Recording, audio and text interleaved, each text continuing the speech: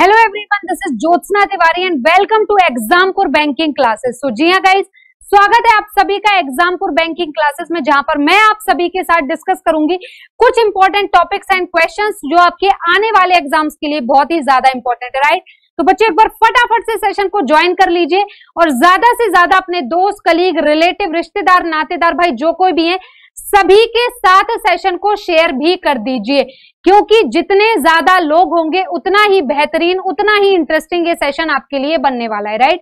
तो बच्चे एक बार फटाफट से सेशन को ज्वाइन कर लीजिए और ज्यादा से ज्यादा भाई, जैसा कि मैं आपसे हमेशा कहती हूँ भाई, अपने दोस्त, कलीग, रिलेटिव, रिश्तेदार, नातेदार सभी के साथ सेशन को शेयर कर दो, क्योंकि आज का जो ये सेशन है ये आपके आने वाले एग्जाम्स के लिए जरूरी है। और जैसा कि आप बोलते थे कि मैम क्वेश्चंस लेकर आओ, क्वेश्चंस थ्योरी नहीं, अब क्वेश्चन, तो बिल्कुल आज मैं आप सभी के लिए एक प्रैक्टिस क्वेश्चन का कॉम्बो पैक लेकर आई हूं, राइट। तो यहां पर मैं आप सभी के साथ डिस्कस करूंगी प्रैक्टिस क्वेश्चन का एक कॉम्बो पैक, जो कि आपके आने वाले एग्जाम्स के लिए बहुत ही ज्यादा जरूरी होगा, बहुत ही ज्यादा इंपॉर्टेंट होगा, है ना। तो बच्चे एक बार फटाफट से दबा के सेशन शेयर कर दो। 2 मिनट का समय दूंगी, ज्यादा नहीं, केवल 2 मिनट। तो 2 मिनट का समय दूंगी, 2 मिनट में फटाफट से सेशन को जितना ज्यादा हो सकते हैं सभी लाइव आ जाइए और उतना ही ज्यादा सेशन को शेयर भी कर दीजिए, ठीक है। तो चलो सभी बच्चे फटाफट से लाइव आ जाओ। Okay, so good evening everyone, बिल्कुल सभी को गुड इवनिंग, सभी को गुड इवनिंग। चलो तो फटाफट से लाइव आ जाइए सेशन में। उसके बाद हम डिस्कस करेंगे आज का ये सेशन, जो कि आपके आने वाले हर एक एग्जाम के, नॉट हर एक एग्जाम, ऑफ कोर्स बैंक के एग्जाम के लिए बहुत ही ज्यादा जरूरी है, ठीक है। और बाकी जो क्वेश्चन आज हम पिक कर रहे हैं ये आपके सारे एग्जाम में, जैसे अभी एनटीपीसी का चल रहा है उसमें भी आ सकता है, आपके एसएससी के एग्जाम्स होते हैं उसमें भी आ सकते हैं। तो इस टाइप के क्वेश्चन आपके हर एक एग्जाम में आ सकते हैं, ठीक है। Not only for bank but also for all competitive exam, है ना। सारे ही कॉम्पिटेटिव एग्जाम में आपका ये जो आज का सेशन है ये सारे ही कॉम्पिटेटिव एग्जाम के लिए जरूरी है, इंपॉर्टेंट है, राइट। तो बच्चे एक बार फटाफट से सेशन को ज्वाइन कर लो और देखो आप सभी के साथ मैं भी सेशन को शेयर कर देती हूँ ज्यादा से ज्यादा, ठीक है, क्योंकि जितने ज्यादा लोग होंगे उतना ही बेहतरीन, उतना ही इंटरेस्टिंग ये सेशन आपके लिए बनने वाला है, ठीक है। चलो तो फटाफट से आप शेयर कर दो और आप सभी के साथ मैं तो शेयर कर ही रही हूं, नो डाउट मैं तो शेयर कर ही रही हूं आप सभी के साथ, लेकिन एक बार यार आप भी शेयर कर दो सेशन को, और ज्यादा से ज्यादा ना सिर्फ शेयर करना है बल्कि ज्यादा से ज्यादा शेयर करना है सेशन को, ठीक है। जितना ज्यादा हो सकता है उतना ज्यादा इसको शेयर कर दीजिए, ठीक है। चलो बिल्कुल, तो सभी शेयर कर दो और आप सभी के साथ मैं भी शेयर कर रही हूं। तो बच्चे जो सेशन है आज का ये ऑफ कोर्स आपके लिए एक बहुत ही इंपॉर्टेंट, बहुत ही बेहतरीन सेशन बनने वाला है। तो चलिए बढ़ते हैं सेशन की तरफ, देखते हैं क्या कुछ नया। तो देखो अभी तक तो हमने फाइनेंशियल मार्केट का डिस्कशन किया, अभी तक हमने सेशन में क्या किया, तो बच्चे फाइनेंशियल मार्केट मतलब वित्तीय बाजार का डिस्कशन किया था अभी तक के हमने सेशन में। आज हम जो डिस्कस करेंगे सेशन में वो कुछ और चीजें इंपॉर्टेंट होंगी, ठीक है। तो चलो बच्चे सबसे पहले स्वागत है आप सभी का एग्जामपुर हमें कलम से क्रांति में, जहां पर मैं ज्योत्सना तिवारी आपकी जीए एंड स्टैटिक जीके फैकल्टी आप सभी के साथ डिस्कस करूंगी कुछ बेहतरीन क्वेश्चन, ठीक है। तो बिल्कुल जैसा कि आप देख सकते हैं भाई, आपकी स्क्रीन पर है जीए एंड बीए मतलब general awareness and banking awareness का आपका ये सेशन है। बात करूं अगर बैच की, तो बच्चे आपका ये बैच कौन सा है, ये बैच है आपका, ठीक है, ये बैच है आपका बैंकिंग फाउंडेशन 2.0 बैच। बिल्कुल बैंकिंग फाउंडेशन 2.0 बैच मतलब बिल्कुल 0 लेवल से, बिल्कुल यहां पर अगर आज तक कभी किसी ने बैंकिंग खोल के ना देखा हो, पढ़ा ना हो, किसी को यही नहीं पता कि भाई बैंकिंग क्या होती है, तो ऐसा भी बच्चा अब बैंकिंग के एकदम रट लेगा। क्योंकि आपको बता दूं, आपके पीओ का कोई पेपर हो उसमें आपके इंटरव्यू में बैंकिंग आती है, मेंस में बैंकिंग आती है। अगर आप अच्छे लेवल का एग्जाम देते हैं, जैसे आरबीआई ग्रेड बी है, आपका नाबार्ड है, सेबी है, तो इसमें तो कोर बैंकिंग पूछी जाती है, मतलब एकदम जो कहते हैं ना, एकदम जैसे ठेठ देहाती, वैसे ही जो ठेठ बैंकिंग होती है ना, वो आपके इस टाइप के एग्जाम में आती है। और आपके इंटरव्यू में तो बैंकिंग ही आती है, बट ये मत सोचना करंट अफेयर पूछा जाता है। आपके इंटरव्यू में कभी भी बच्चे करंट अफेयर के क्वेश्चन नहीं आते। किस चीज के क्वेश्चन आते हैं, तो बैंकिंग के क्वेश्चन आते हैं ज्यादा से ज्यादा, ठीक है। चलो तो टॉपिक की बात करूं तो टॉपिक कौन सा है भाई? टॉपिक देखो, पहले तो टाइम देख लो, रोज शाम को 4 बजे आपकी ये क्लास होती है। और टॉपिक है तो भाई आज हम यहाँ पे डिस्कस करेंगे कुछ प्रैक्टिस क्वेश्चन।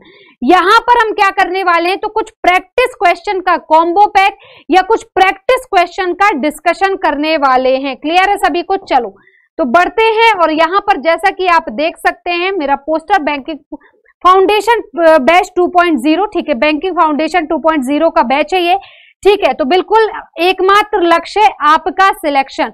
और general awareness and banking awareness by Jyotsna ma'am, यानी कि मेरे द्वारा आप डिस्कस करते हैं जनरल अवेयरनेस और बैंकिंग अवेयरनेस के वो सारे ही इंपॉर्टेंट टॉपिक्स जो कि आपके आने वाले एग्जाम्स के लिए जरूरी होते हैं। और ये क्लास होती है आपकी रोज शाम 4 बजे, ठीक है।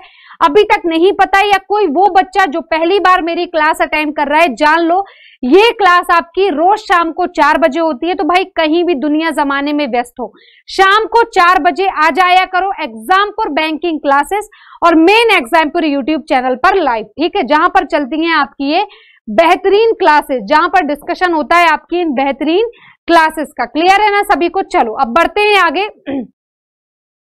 तो आप देख सकते हैं GA and BA by Jyotsna ma'am, यानी कि general awareness and banking awareness by Jyotsna ma'am, यानी कि मेरे द्वारा आप डिस्कस करेंगे, ठीक है। तो ये रहा पहला क्वेश्चन आपकी स्क्रीन पर। क्वेश्चन क्या है? What is the full form of IMF? IMF का पूर्ण रूप क्या है? ऑप्शन है international monetary fund, Indian monetary fund, inflation management fund, international management fund, या फिर आपका इंडियन मैनेजमेंट फंड। क्लियर है सभी को? चलो तो ये है आपके फुल फॉर्म्स। बताना है आपको IMF का फुल फॉर्म क्या है। वैसे ये बहुत ही मतलब बोल सकती हूँ मैं 3rd क्लास क्वेश्चन है, ठीक है। मैंने सोचा कि शुरुआत एक 3rd क्लास क्वेश्चन से की जाए और उसके बाद फिर आगे बढ़ेंगे अच्छे क्वेश्चन पे, ठीक है। देखो आपको फिर हम आगे डिस्कस करेंगे आगे कुछ बेहतरीन क्वेश्चन, बट अभी जो आपके साथ डिस्कस करना है वो बताओ भाई। इंटरनेशनल देखो क्या है आपको बताना है, what is the full form of IMF। और बिल्कुल एकदम हलवा क्वेश्चन था, है ना, एकदम हलवा क्वेश्चन था।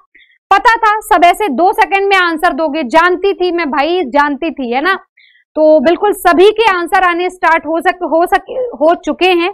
जैसा कि मैं देख सकती हूँ सारे ही बच्चे फटाफट से आंसर करना स्टार्ट कर चुके हैं। तो बिल्कुल भाई ऐसे ही आंसरिंग करनी है सभी को, है ना, सभी को इसी तरह से फटाफट आंसर करना है क्वेश्चन का। चलिए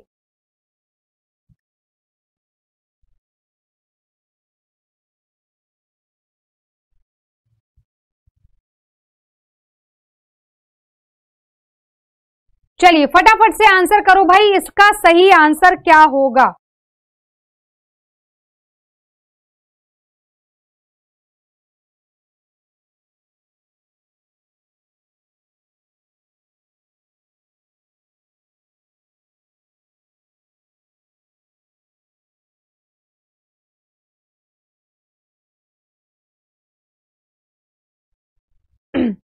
बिल्कुल, तो सबका आंसर लाइन से आ चुका है, इंटरनेशनल मॉनेटरी फंड, ठीक है, बिल्कुल सही आंसर है। देखो यहां पर जितने भी बच्चों ने इंटरनेशनल मॉनेटरी फंड मतलब अंतरराष्ट्रीय मुद्रा कोष आंसर किया है, they all are absolutely right भाई, बिल्कुल सही हो आप सभी। इसका आंसर क्या होगा? International monetary fund. अब देखो मैं आपको 2-3 चीजें और बता दूं, ठीक है। सबसे पहले देख लेते हैं एस्टेब्लिश कब हुआ था। सबसे पहले हमें क्या देखना है कि ये एस्टेब्लिश कब हुआ था। तो आपका आंसर क्या होगा बच्चे? आपका आंसर क्या होगा फटाफट से बताओ। IMF कब एस्टेब्लिश हुआ था? ठीक है, 1944। आपका आंसर क्या हो जाएगा? 1944 में एस्टेब्लिश हुआ था। हेडक्वार्टर कहां पर है? तो भाई देख लो, सिंपल है, वाशिंगटन DC, ठीक है।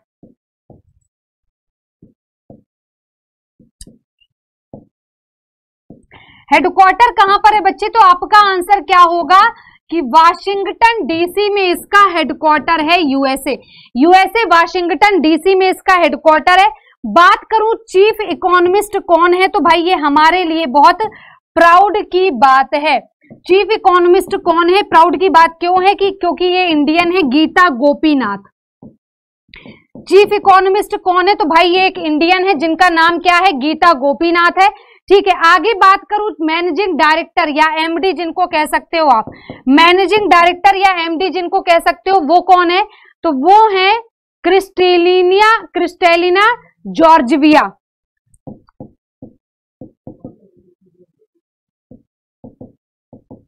जॉर्जिविया, ठीक है, क्रिस्टीनिया जॉर्जिविया जो है, क्रिस्टीनिया जॉर्जिविया जो है वो एमडी है या मैनेजिंग डायरेक्टर है यहाँ की, वो एमडी है या मैनेजिंग डायरेक्टर है यहाँ की। क्लियर है सभी को? अब बात करें, देखो कई बार आपके एग्जाम में क्वेश्चन उठता है कि ट्विंस सिस्टर या जुड़वा, वो कौन से दो ऑर्गेनाइजेशन है जिन्हें ट्विन सिस्टर कहा जाता है ना? कभी कभी आपके एग्जाम में ये क्वेश्चन आता है कि वो कौन से ऑर्गेनाइजेशन है जिन्हें ट्विन सिस्टर कहा जाता है, तो आपका आंसर यही होगा, एक तो आपका आईएमएफ हो जाएगा और दूसरा हो जाएगा आपका वर्ल्ड बैंक। एक आपका आईएमएफ हो जाएगा और दूसरा आपका क्या हो जाएगा? World bank. मतलब आईएमएफ और वर्ल्ड बैंक को जुड़वा बहनें या ट्विन सिस्टर कहा जाता है। क्लियर है? आईएमएफ और वर्ल्ड बैंक को जुड़वा बहनें या ट्विन सिस्टर कहा जाता है। क्लियर है? चलो अब मैं 2 मिनट के लिए साइड हो जाती हूँ। फटाफट से सारे बच्चे सभी स्क्रीनशॉट ले लो। बिल्कुल एस्टेब्लिश्ड ईयर, बिल्कुल सही कहा है आपने, 1944 है, हेडक्वार्टर वाशिंगटन डीसी, सभी सही हो, सभी सही हो। Twin sister, IMF, world bank, बिल्कुल सही। हाँ, कभी कभी हालांकि जब क्वेश्चन बहुत हाई लेवल का होता है तब ये क्वेश्चन पूछता है कि किस सम्मेलन के अंतर्गत आईएमएफ बना था, आईएमएफ या वर्ल्ड बैंक किस सम्मेलन के अंतर्गत बने थे, तो आपका आंसर होगा किस समिट के अंतर्गत बने थे, तो आपका आंसर क्या होगा? Bretton Woods summit. एक सम्मेलन हुआ था जिसे कहा गया था ब्रेटन वुड्स समिट, और इस ब्रेटन वुड्स समिट के अंतर्गत ये 2 ऑर्गेनाइजेशन बने थे, आईएमएफ और वर्ल्ड बैंक। क्लियर है सभी को? चलो अब मैं 2 मिनट के लिए साइड हो जाती हूँ, फटाफट से स्क्रीनशॉट ले लेना और उसके बाद हम आगे बढ़ेंगे। क्लियर है सभी को? चलिए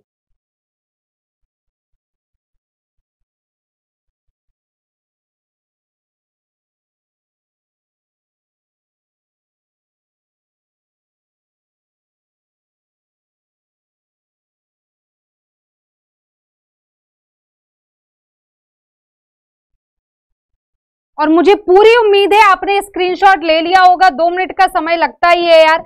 ये है नेक्स्ट क्वेश्चन आपकी स्क्रीन पर।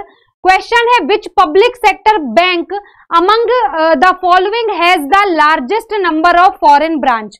आपको क्या बताना है? निम्नलिखित में से किस सार्वजनिक क्षेत्र के बैंक में सबसे अधिक विदेशी शाखाएं हैं।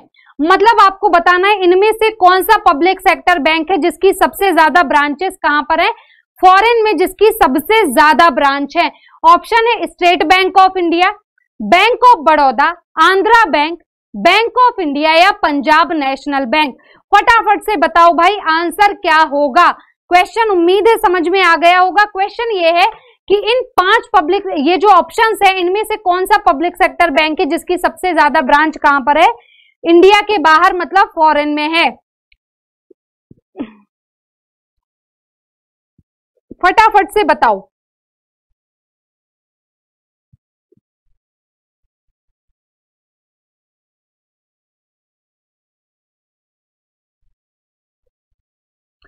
चलिए फटाफट से आंसर करिए, आंसर क्या होगा? चलो मेजॉरिटी जो है किसी एक के साथ नहीं है। कुछ लोग कह रहे हैं स्टेट बैंक ऑफ इंडिया, और देखो बहुत सारे लोगों को यह भी पता है कि बैंक ऑफ बड़ौदा है ना। बहुत सारे लोगों को लगता है कि स्टेट बैंक ऑफ इंडिया है और बहुत सारे लोगों को लगता है कि बैंक ऑफ बड़ौदा है। ठीक है, तो दोनों की गलतफहमी मैं दूर करूंगी। देखो जो सही आंसर है, right answer is state bank of India. सही आंसर क्या होगा? State bank of India. Bank of Baroda था बट पहले था, अब नहीं है। अब क्यों नहीं है देख लो। स्टेट बैंक ऑफ इंडिया की बात करूं तो स्टेट बैंक ऑफ इंडिया की फॉरेन में टोटल 52 ब्रांच है, 52। वहीं बैंक ऑफ बड़ौदा की टोटल कितनी ब्रांच है? 52 है। सॉरी, एक सेकेंड, बैंक ऑफ बड़ौदा की टोटल 50 ब्रांच है। ठीक है, तो 52 ब्रांचेस हैं भारतीय स्टेट बैंक की। इसी के साथ ये पहला पब्लिक सेक्टर बैंक है जिसकी सबसे ज्यादा ब्रांचेस हैं। दूसरे नंबर पर आपका बैंक ऑफ बड़ौदा है जिसकी 50 ब्रांचेस है, और तीसरे नंबर पर आपका बैंक ऑफ इंडिया है। तीसरे नंबर पर आपका कौन सा है? बैंक ऑफ इंडिया है जिसकी टोटल 29 ब्रांचेस हैं फॉरेन में। ठीक है, तो कौन सा आंसर आपका क्या होगा भाई? भारतीय स्टेट बैंक है जिसकी सबसे ज्यादा ब्रांचेस कहां पर है? फॉरेन में। ठीक है, कितनी? 52। बैंक ऑफ इंडिया की 50 और बैंक ऑफ बड़ौदा की 50 और बैंक ऑफ इंडिया की 29। चलो मैं 2 मिनट के लिए साइड हो जाऊंगी, फटाफट से स्क्रीनशॉट ले लेना, उसके बाद हम आगे बढ़ेंगे। ठीक है,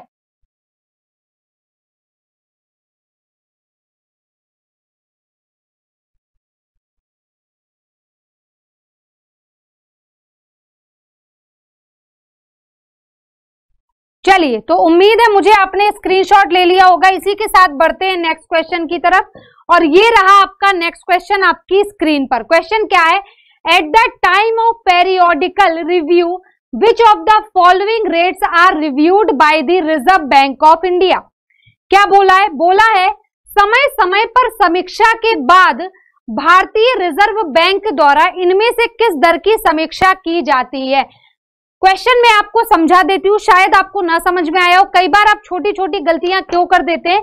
जस्ट बिकॉज ऑफ आपको क्वेश्चन नहीं समझ में आता, इसी वजह से कई बार आपसे छोटी छोटी मिस्टेक हो जाती है। तो क्वेश्चन सुन लो, क्या है क्वेश्चन? है कि इनमें से कौन सा रेट है, जब भी आरबीआई कुछ रिव्यू करती है तो इनमें से किस रेट का रिव्यू किया जाता है, आपको ये बताना है। ऑप्शन है repo rate, bank rate, saving bank rate, all of the above या नन ऑफ दी अबव, इनमें से कोई नहीं। फटाफट से आंसर करो, आंसर क्या होगा? फटाफट से बच्चे सभी आंसर करो कि इसका सही आंसर क्या होगा।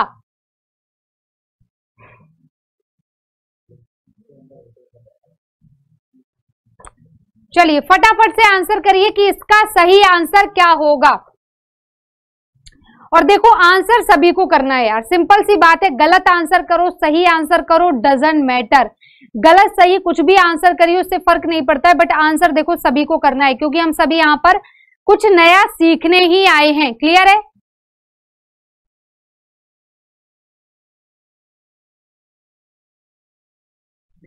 ठीक है, तो देखो हम सभी यहां पर कुछ नया सीखने ही आए हैं, राइट? तो फटाफट से सभी बच्चे आंसर कर दीजिए। ठीक है, सभी फटाफट से आंसर करिए। तो देखो इसका आंसर क्या होगा? इसका आंसर होगा सिंपल सा, ऑल ऑफ दी अबव। जब भी समीक्षा होती है तो इन सारे ही रेट की समीक्षा होती है। याद रखना, जब भी समीक्षा होती है तो इन सारे ही रेट्स की समीक्षा होती है। क्लियर है सभी को?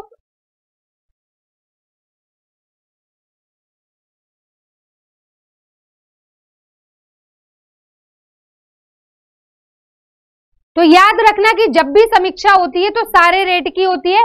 तो आपका आंसर होगा ऑल ऑफ दी अबव, मतलब रेपो रेट भी, बैंक रेट भी, सेविंग रेट भी। अब मैं आपको तीनों ही रेट बता देती हूँ। सेविंग अकाउंट रेट मतलब जिस पर आपको इंटरेस्ट मिलता है। रेपो रेट क्या होगा? जिस तरह से अगर हम आरबीआई से लोन लेते हैं, ध्यान से समझना, बिल्कुल सही। यहां पर जिसने all of the above answer किया है, they all are absolutely right. ठीक है, तो बिल्कुल बेसिक से समझना। रेपो रेट क्या होता है? जब देखो मान लो हम बैंक से लोन लेते हैं, तो बैंक को हमें लोन देने का क्या फायदा? बैंक हमें लोन देता है, इस बात का क्या फायदा? फायदा तब होगा जब बैंक क्या करे, उस पर कुछ इंटरेस्ट ले। बैंक समाज सेवा तो करने नहीं बैठा है, सिंपल सी बात है। तो जब बैंक उस पर कुछ इंटरेस्ट लेता है तब बैंक को फायदा है, राइट? उसी तरह से जब बैंक आरबीआई से, जैसे हम बैंकों से इंटरेस्ट ले लोन लेते हैं, उसी तरह बैंक कोई महान व्यक्ति तो है नहीं, बैंक भी आरबीआई से लोन लेता है। तो जब बैंक आरबीआई से लोन लेता है तो क्या फायदा आरबीआई को लोन देने का, बैंकों को? जब आरबीआई उनसे इंटरेस्ट ले। तो जब बैंक आरबीआई से लोन लेता है तो आरबीआई जिस रेट से उस लोन पर ब्याज लगाता है, उसी रेट को क्या कहा जाता है? Repo rate. उसी को क्या कहते हैं? Repo rate. अब दोनों चीजें समझ लो, एक बेसिक सा डिफरेंस है दोनों में। जब शॉर्ट टर्म लोन होगा, क्या होगा? जब शॉर्ट टर्म लोन होगा और उस पर जो रेट लगेगा वो होगा रेपो रेट। और जब लॉन्ग टर्म लोन होगा, जब कैसा लोन होगा? लंबे समय के लिए, मतलब 1 सालों तक के लिए जब लॉन्ग टर्म लोन होगा और उस पर जो रेट लगेगा तो वो क्या हो जाएगा? वो हो जाएगा बैंक रेट। और इसका आंसर क्या है? ऑल ऑफ दी अबव, मतलब ऊपर के सभी सही है। ठीक है, चलो अब मैं 2 मिनट के लिए साइड हो जाऊंगी। फटाफट से आप स्क्रीनशॉट लेना और इसके बाद हम आगे बढ़ेंगे। ठीक है, फटाफट से स्क्रीनशॉट लीजिए।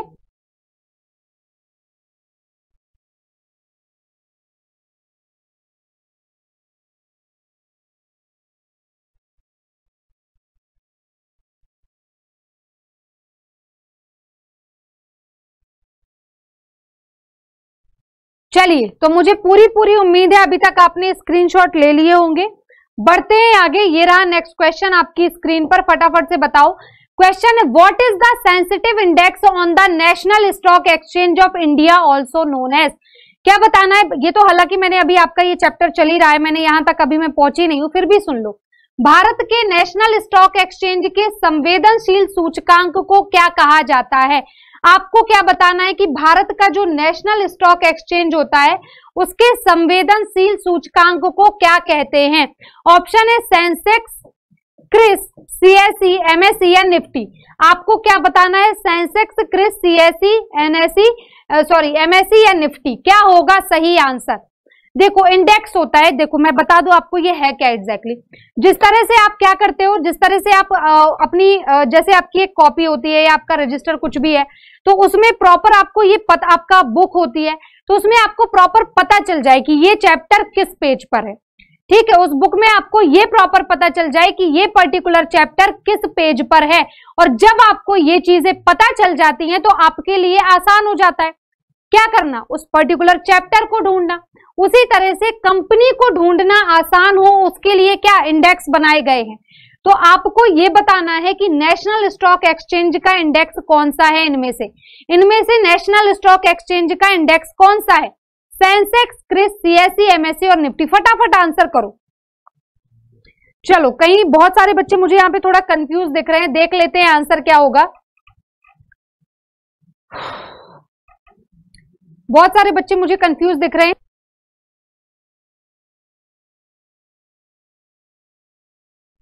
चलिए, तो फटाफट से बताइए कि आंसर क्या होगा। आपको फटाफट से मुझे ये बताना है कि इसका आंसर क्या होगा। तो चलो बच्चे, यहां पर जितने भी बच्चों ने निफ्टी आंसर किया है, they all are absolutely right, बाकी के सारे गलत होंगे। यहां पर जितने भी बच्चों का आंसर क्या आया है, निफ्टी आया है, वो बिल्कुल सही है, बाकी गलत। अब देखो, एक सिंपल सी बात आपको बताने जा रही हूं। आज से पहले आप सभी ने पढ़ा होगा कि मतलब जैसे आप मान लीजिए नॉर्मल न्यूज देख रहे हैं, टीवी देख रहे हैं, कुछ भी देख रहे हैं न्यूज में, तो आपने देखा तुरंत न्यूज आएगी, आज का बाजार बहुत सेंसिटिव रहा, निफ्टी इतनी बढ़ गई, सेंसेक्स इतना घट गया। आपको इतनी बोरिंग लगती है ये चीजें कि आप तुरंत फटाफट से चैनल को बदल देते हो, सोचते हो यार ये क्या है, कौन देखे।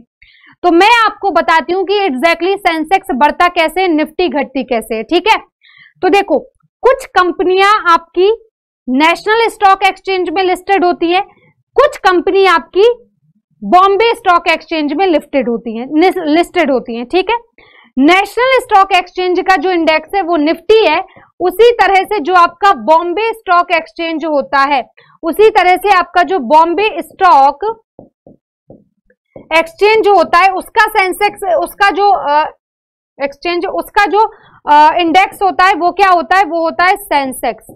उसका इंडेक्स क्या होता है बच्चे, वो होता है आपका सेंसेक्स। ठीक है, सेंसेक्स और निफ्टी। तो नेशनल स्टॉक एक्सचेंज का इंडेक्स है निफ्टी और बॉम्बे स्टॉक एक्सचेंज का इंडेक्स है सेंसेक्स। तो इसमें भी कुछ कंपनी लिस्टेड है और इसमें भी कुछ कंपनी लिस्टेड है। तो इनमें जितनी कंपनी लिस्टेड है उसमें से जितनी भी 1000, 2000, 4000 जितनी भी कंपनी लिस्टेड है, उसमें जब टॉप 50 कंपनी जो होती है, जब उनके शेयर्स के रेट, जो टॉप 50 कंपनी होती है, जब उनके शेयर के रेट बढ़ते हैं या घटते हैं, तो आप न्यूज में सुनते हैं कि निफ्टी बढ़ गई, निफ्टी घट गई। ठीक है, उसी तरह से जो आपका बॉम्बे स्टॉक एक्सचेंज होता है, इसमें टोटल जितनी भी कंपनी लिस्टेड है, उसमें से जो टॉप 30 कंपनी सबसे अच्छी मजबूत कंपनी है, जिनकी कैपिटल टर्नओवर बहुत अच्छा है, तो जब इन टॉप 30 कंपनी के जो रेट होते हैं, शेयर्स के रेट, कौन से रेट, तो भाई शेयर रेट की बात कर रही हूं, तो शेयर के रेट जो होते हैं जब वो बढ़ते हैं या घटते हैं, तो आप न्यूज में सुनते हैं कि सेंसेक्स बढ़ गया और सेंसेक्स घट गया। क्लियर है? उम्मीद है आपको समझ में आया होगा, बहुत ही डिटेल में हमने डिस्कशन किया है। तो इसका आंसर क्या होगा, निफ्टी होगा।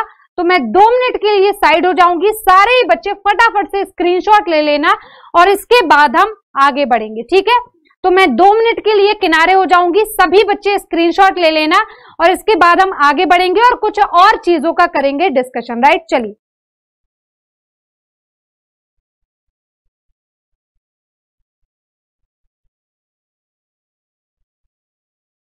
चलिए, और उम्मीद है अभी तक आपने स्क्रीनशॉट ले लिया होगा। चलो, ये रहा नेक्स्ट क्वेश्चन आपकी स्क्रीन पर। क्वेश्चन है, where is the headquarter of Asian development bank? एशियाई विकास बैंक का हेडक्वार्टर कहां पर है? एशियन डेवलपमेंट बैंक या एशियाई विकास बैंक का हेडक्वार्टर कहां पर है? ऑप्शन है China, Philippines, India, Indonesia, Vietnam. China, Philippines, India, Indonesia या वियतनाम? फटाफट से बताओ आंसर क्या होगा। चीन, फिलीपींस, भारत, इंडोनेशिया या वियतनाम? आपको बताना है भाई एडीबी का हेडक्वार्टर कहां पर है। एडीबी मतलब कि एशियन डेवलपमेंट बैंक का हेडक्वार्टर कहां पर है? फटाफट से आंसर करिए।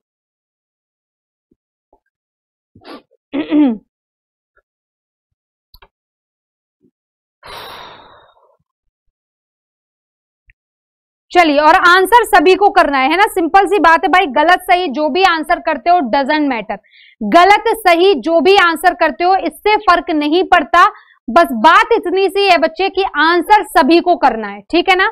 बात बस इतनी सी है कि आंसर आप सभी को करना होगा। गलत सही कुछ भी करो, क्योंकि हम सब यहाँ पर सीखने आए हैं आप सब। और गलत करेंगे तो आपको ये पता चलेगा कि भाई आप गलती कहाँ पे कर रहे हो और उसके अकॉर्डिंग आप उसे सही करोगे, राइट। चलिए, तो सभी बिल्कुल बिल्कुल और सभी सही आंसर दे रहे हैं, बिल्कुल सभी का आंसर सही है, क्योंकि ये चीजें हम पहले भी कई बार डिस्कस कर चुके हैं, है ना। ये चीजें बच्चे हम पहले भी कई बार चीजें हम देख चुके हैं, तो बिल्कुल सही आंसर है। यहां पर बच्चे जितने भी लोगों ने फिलीपींस आंसर दिया है, they all are absolutely right, ठीक है। यहां पर जितने भी बच्चों का आंसर फिलीपींस है वो बिल्कुल सही है। देखो, एडीबी का हेडक्वार्टर कहां पर है? मनीला, फिलीपींस में। आगे अगर बात करूं, हेडक्वार्टर है मनीला, फिलीपींस में। फाउंड कब किया गया था, मतलब इस्टेब्लिश कब हुआ था? अगर क्वेश्चन आता है एग्जाम में कि एडीबी जो है कब इस्टेब्लिश्ड हुआ था, तो आपका क्या आंसर होगा? 19 दिसंबर 1966, 19 दिसंबर 1966 इस्टेब्लिश कब हुआ था? तो आपका आंसर होगा 19 दिसंबर 1966 में इस्टेब्लिश हुआ है। प्रेसिडेंट देख लो कौन है, ठीक है। प्रेसिडेंट है मोत्सुगो असाकावा, ठीक है। प्रेसिडेंट कौन है बच्चे? तो आपका आंसर होगा मोत्सुगो असाकावा, इसके प्रेसिडेंट है। 19 दिसंबर 1966 को इस्टेब्लिश हुआ था। फुल फॉर्म क्या है? एशियन डेवलपमेंट बैंक, मतलब एशियाई विकास बैंक। हेडक्वार्टर कहां है? फिलीपींस। क्लियर है सभी को? चलो, तो अब मैं 2 मिनट के लिए साइड हो जाती हूँ। फटाफट से सभी बच्चे स्क्रीनशॉट ले लेना और इसके बाद हम आगे बढ़ेंगे। क्लियर है सभी को? चलो,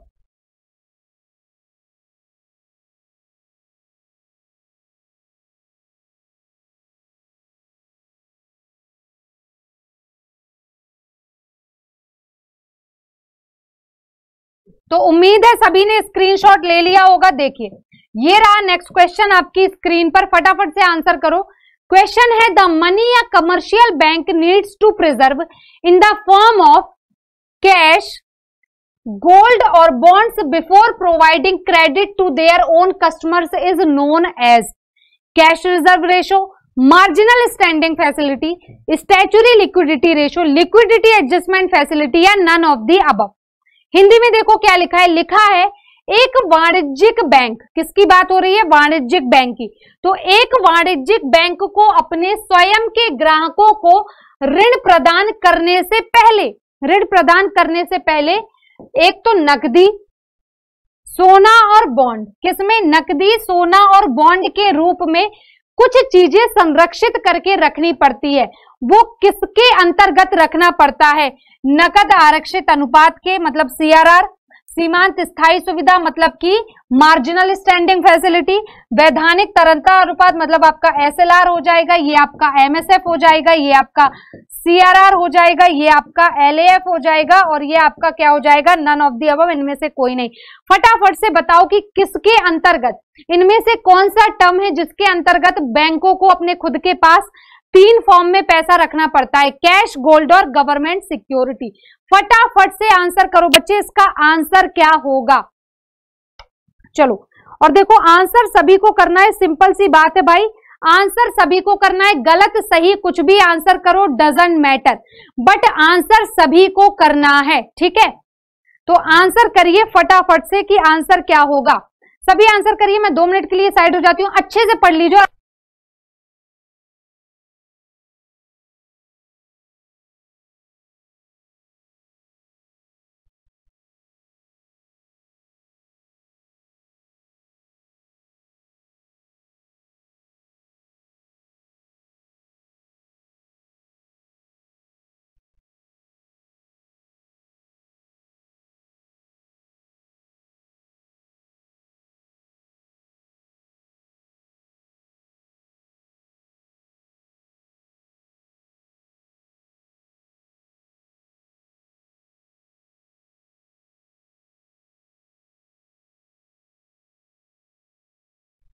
चलिए ओके, तो आगे बढ़ते हैं, देखिएगा फटाफट से इसका सही आंसर क्या होगा।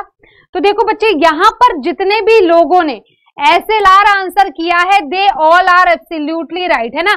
SLR जो है बिल्कुल सही आंसर। जब मैंने आपको मॉनेटरी पॉलिसी पढ़ाया था तो 10 बार बताया था कि भाई जो कैश रिजर्व रेशो है, इसमें एक बैंक अपना पैसा कैश के रूप में, एक देखो यहां पर एक सेकेंड, जो कैश रिजर्व रेशो इसमें क्या होता है, तो एक बैंक अपना पैसा कैश के रूप में, क्या हो रहा है भाई, चलो, तो क्या होता है, एक बैंक होता है वो अपना पैसा कैश के रूप में और कहां पे रखता है, तो RBI के पास रखता है, वो होता है आपका कैश रिजर्व रेशो। MSF क्या होता है, MSF आपको बताया था, जब RBI देता है, देखो जब RBI देता है क्या फैसिलिटी, फैसिलिटी किसको देता है, बैंकों को, और क्या फैसिलिटी देता है कि वो ओवरनाइट बेस पर लोन ले सकते हैं, ओवरनाइट बेस पर क्या ले सकते हैं, तो लोन ले सकते हैं, तो उसे क्या कहा जाता है, MSF, marginal standing facility. SLR क्या होता है, बताया था कि जब कोई बैंक खुद के पास इटसेल्फ, खुद के पास क्या रखता है, पैसा रखता है 3 फॉर्म में, 3 फॉर्म बताया था ना, वो जिद्दी बच्चे वाली कहानी। 3 फॉर्म कौन कौन से हैं, एक है आपका कैश, एक है आपका गोल्ड और तीसरा है आपका गवर्नमेंट सिक्योरिटी। तो वो क्या हो जाता है, वो होता है आपका SLR। तो आंसर, यही तो क्वेश्चन पूछा है कि कैश, गोल्ड और गवर्नमेंट सिक्योरिटी में जो रखा जाता है वो कौन सा टर्म है, तो वो हो जाएगा भाई आपका SLR term. Liquidity adjustment facility सुन लो, ये क्या है, आपका रेपो रेट और रिवर्स रेपो रेट के बीच का जो डिफरेंस होता है वही होता है आपका लिक्विडिटी एडजस्टमेंट फैसिलिटी। क्लियर है। चलो अब फटाफट से सभी स्क्रीनशॉट ले लो और उसके बाद हम आगे बढ़ेंगे। फटाफट से सारे ही बच्चे स्क्रीनशॉट ले लीजिए क्योंकि ये इंपॉर्टेंट क्वेश्चन था, इसके बाद हम आगे बढ़ेंगे। ओके, फटाफट सारे बच्चे स्क्रीनशॉट ले लो और उम्मीद है चलो आगे बढ़ते। ये रहा नेक्स्ट क्वेश्चन आपकी स्क्रीन पर। क्वेश्चन क्या है देखो, क्वेश्चन है who was the first Indian governor of RBI। RBI के पहले भारतीय गवर्नर कौन है, आपको क्या बताना है, RBI के पहले भारतीय गवर्नर कौन है। ऑप्शन है sir Bengal Rama Rao, LK Jha, NC Sen Gupta, sir CD Deshmukh या HVR अयंगर। आपको बताना है पहले भारतीय गवर्नर, ये लाइन याद रखना, कंफ्यूज मत होना, पहले गवर्नर नहीं, पहले भारतीय गवर्नर, इनमें से कौन से, फटाफट से बताइए।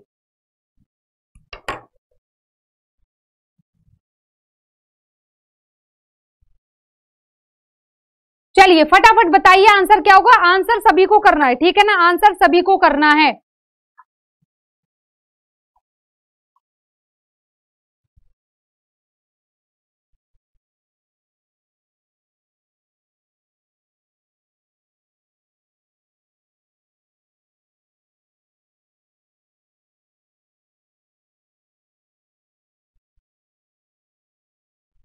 चलिए फटाफट से बताइए।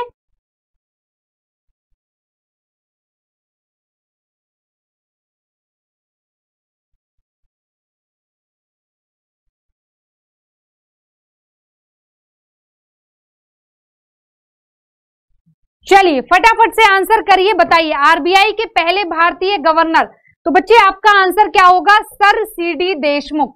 यहां पर जितने भी बच्चे ने सर CD देशमुख कहा है, they all are absolutely right. भाई बिल्कुल सही हो, sir CD Deshmukh is absolutely right answer. Clear है। अगर क्वेश्चन पूछता फर्स्ट गवर्नर, अगर क्वेश्चन क्या पूछता फर्स्ट गवर्नर, तब आपका आंसर क्या होता, फटाफट से बताओ सब, तब आपका आंसर क्या होता। फर्स्ट गवर्नर पूछेगा तो क्या आंसर होगा, जल्दी बताओ भाई, जेम्स टेलर बताओ क्या होगा।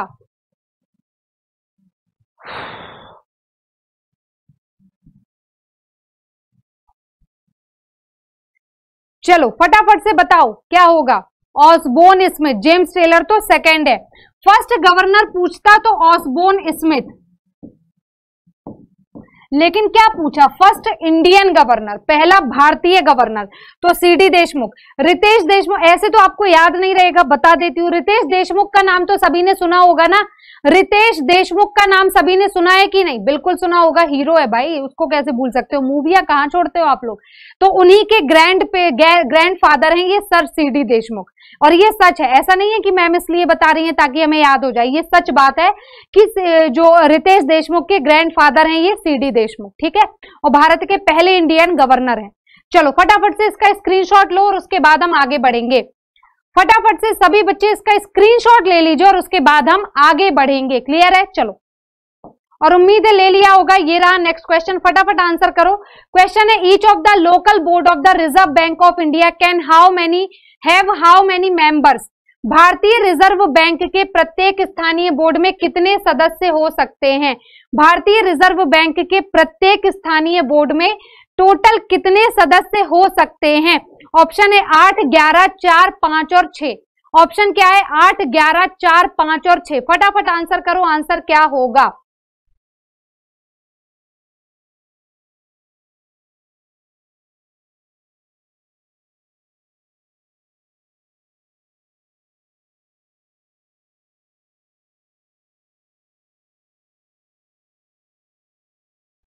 चलिए, तो भारतीय रिजर्व बैंक के प्रत्येक स्थानीय बोर्ड में टोटल कितने सदस्य होते हैं? फटाफट बताओ यार, सभी को आंसर करना है, ठीक है। ये शायद चीजें आपको बहुत लोग गलत भी आंसर कर रहे हैं, सही भी कर रहे हैं ना, कुछ लोगों को पता होंगी, कुछ को नहीं। बता देती हूं मैं, 5 इज एब्सोल्युटली राइट आंसर, मतलब कि डी। टोटल 5 सदस्य होते हैं। भारतीय रिजर्व बैंक की लोकल बोर्ड आपको बताई थी, कौन कौन सी थी? DMCK लोकल बोर्ड बताई थी ना, पहली थी दिल्ली, फिर थी मुंबई, फिर कहां पर है? चेन्नई, फिर आपका कहां पर है? कोलकाता, ठीक है। तो 4 लोकल बोर्ड होती हैं आरबीआई की, दिल्ली, मुंबई, चेन्नई, कोलकाता। इनमें टोटल कितने से, मतलब एक लोकल बोर्ड में मैक्सिमम कितने सदस्य हो सकते हैं? 5 सदस्य हो सकते हैं। इनका टाइम पीरियड कितना होता है? कार्यकाल जिसकी बात करें, ठीक है, तो इनका जो टाइम पीरियड होता है भाई वो होता है 4 साल का। 4 साल के लिए इनको सिलेक्ट किया जाता है। 5 मेंबर अपॉइंट किए जाते हैं। इनको अपॉइंट कौन करता है ये भी देख लो, सेंट्रल गवर्नमेंट। यहां पर लिख देती हूं, अपॉइंटेड बाय सेंट्रल गवर्नमेंट, ठीक है। भारत जो केंद्र सरकार होती है उनके द्वारा इसको अपॉइंट किया जाता है इनको, और 4 साल का कार्यकाल होता है, मैक्सिमम 5 होते हैं। फटाफट से आंसर करो। आंसर तो खैर हो गया, फटाफट से स्क्रीनशॉट ले लो सभी कोई, फटाफट से बच्चे सभी स्क्रीनशॉट ले लीजिए, और उम्मीद है अभी तक आपने स्क्रीनशॉट ले लिया होगा। चलो, तो बिल्कुल आज का ये सेशन हम यहीं पर खत्म करते हैं। कल फिर आपसे मैं मिलूंगी एक नए टॉपिक और नए सेशन के साथ। तब तक के लिए बाय बाय, टेक केयर। सभी ने आंसर किया, वेरी गुड वेरी गुड। चलो, तो बच्चे आज का ये सेशन यहीं पे खत्म करते हैं। कल फिर मिलेंगे आपसे नए टॉपिक और नए सेशन के साथ। तब तक के लिए बाय बाय, टेक केयर, अपना ख्याल रखें, जुड़े रहें एग्जामपुर बैंकिंग क्लासेस के साथ। जय हिंद, जय भारत।